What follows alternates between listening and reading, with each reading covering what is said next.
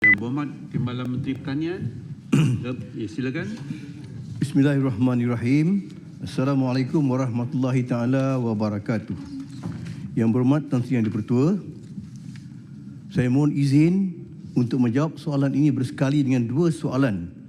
Pertamanya daripada Yang Berhormat Severe Haji Muhammad Afandi bin Muhammad Saleh yang bertarikh 20 Oktober 2021 dan juga 21 Oktober tahun 2021 yang menyentuh mengenai statistik import bahan makanan untuk 5 tahun kebelakangan ini. Untuk makluman ahli yang berhormat, pada tahun 2020, ekspor bahan makanan telah menguncup sebanyak 0.9% kepada 33.7 bilion ringgit berbanding sebanyak 34 bilion ringgit pada tahun 2019. Ini disebabkan oleh sektor pemasaran dan juga rantaian nilai yang terjejas akibat daripada pandemik COVID-19 yang telah melanda negara pada tahun 2020. Negara-negara ekspor utama bagi produk bahan makanan Malaysia pada tahun 2020 adalah Singapura sebanyak 6.8 bilion ringgit, China sebanyak 4.2 bilion ringgit dan Thailand sebanyak 1.9 bilion ringgit.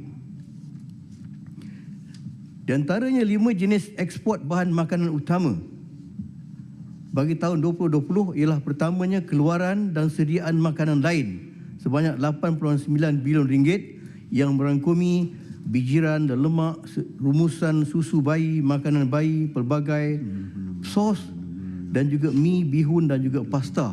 Keduanya untuk kopi, koko, teh dan rempah sebanyak 88 bilion ringgit.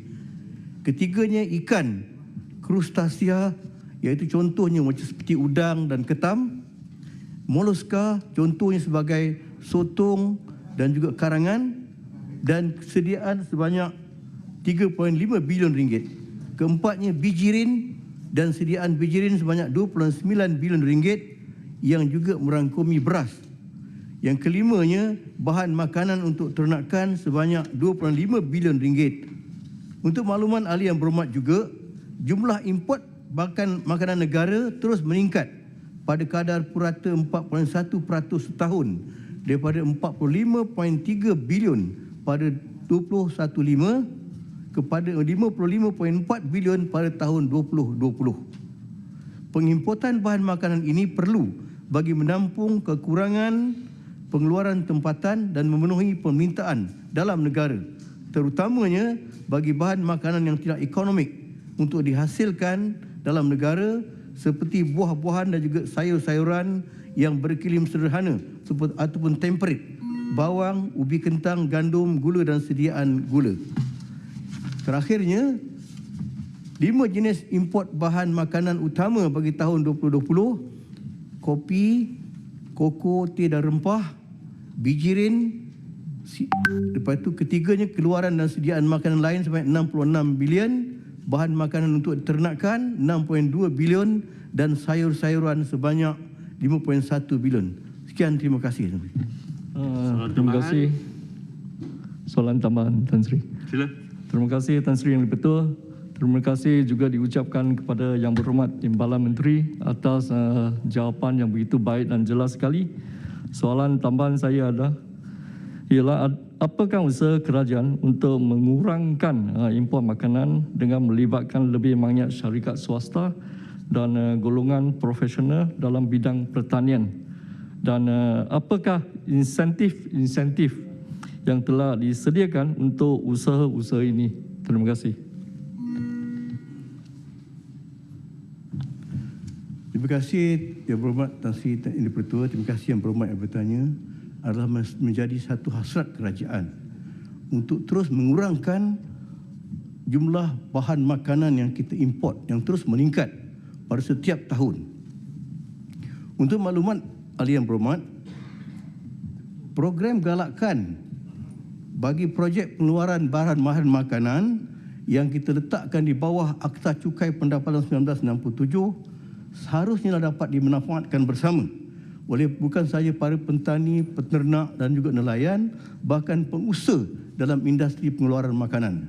Justru itu insentif yang kita telah aturkan ataupun telah kita adakan, pertamanya kepada syarikat-syarikat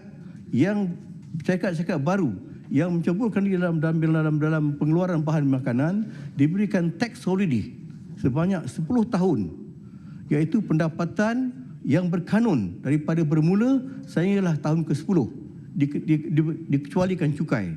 Yang keduanya kepada syarikat-syarikat yang berkembang ataupun extension, kita berikan tax holiday sebanyak 5 tahun. Jadi di sinilah sebenarnya insentif-insentif untuk memberikan menarik minat pelabur-pelabur dan syarikat-syarikat untuk menyertai bidang makanan, pengeluaran makanan. Keduanya untuk syarikat DDI, syarikat tempatan, dan juga termasuk syarikat FDI daripada luar negara yang terlibat dalam pengeluaran makanan juga kita berikan pelepasan cukai sebanyak 5 tahun tadi. Insentif ini berbentuk pengecualian daripada potongan cukai pendapatan bagi aktiviti-aktiviti pengeluaran. Itu saja Tan Sri. Tan Sri, satu Tambahkan, Datuk Lee. Okey, terima kasih Tan Sri. Terima kasih Yang Berhormat Timbalan Menteri. Saya nak tahu berkenaan dengan pemasaran pertanian kontan. Kita difahamkan Fama tidak mampu untuk mengawal atau membantu petani. Kita juga tahu Fama sama dengan orang tengah, Tan Sri. Dia beli barang, beli hasil pertanian dengan harga yang murah, bawah daripada harga siling semasa.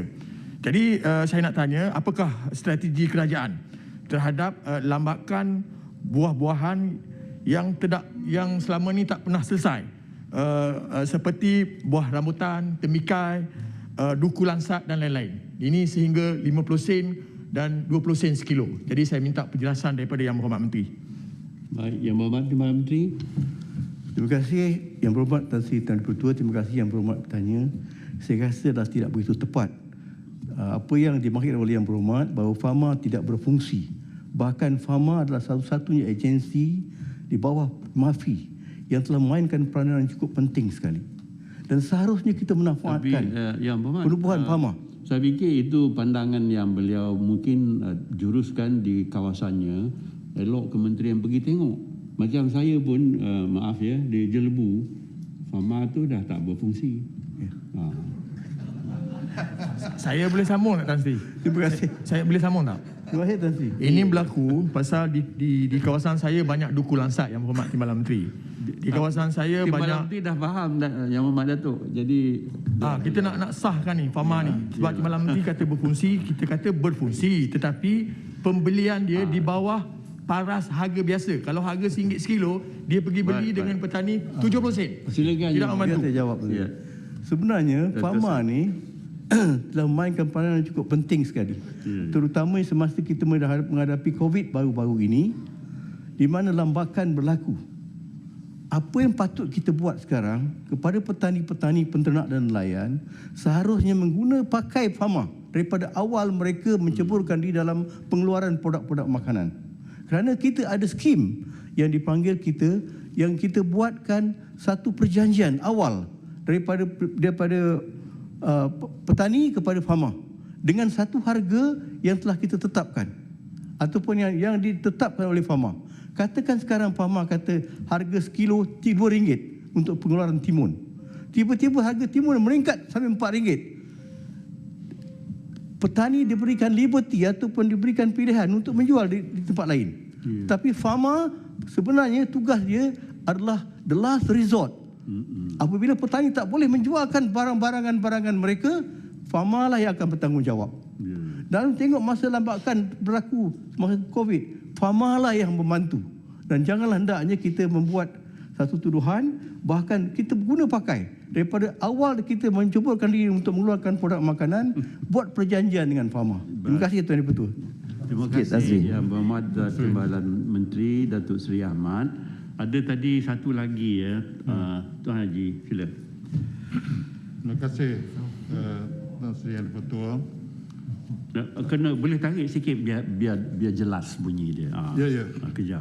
Saya ingin bertanya di mana Menteri mengenai dengan strategi kementerian untuk memperluaskan lagi pasaran ekspor pertanian negara, khususnya yang melibatkan buah-buahan tropika yang menjadi antara komoditi pengeksportan yang paling tertinggi negara ketika ini. Terima kasih. Baik. Yang Berhormat Datuk Seri. Terima kasih Tuan Dipertua. Terima kasih Yang Berhormat. Seperti saya sebut tadi adalah menjadi hasrat kerajaan untuk yang pertamanya sekali bukan sahaja kita nak mempromosikan barangan-barangan keluaran Malaysia, bahkan kita mahu pastikan supaya imbangan dagang kita pada ketika ini yang menunjukkan satu peningkatan yang cukup membimbangkan sekali. Kerana import kita pada ketika ini adalah sebanyak 55 bilion ringgit. Sementara ekspor kita hanya 33 bilion. Maknanya imbangan dagang kita di sini sahaja sudah pergi 21.8 bilion ringgit, menyerupai sebanyak lebih kurang 39%. Jadi kita mempunyai berbagai strategi untuk memastikan supaya produk-produk makanan kita dapat terus kita pasarkan dan menembusi pasaran antarabangsa. Matlamat kita yang terakhir Tuan Dipertua adalah sekarang untuk membimbing para petani dan penternak serta nelayan.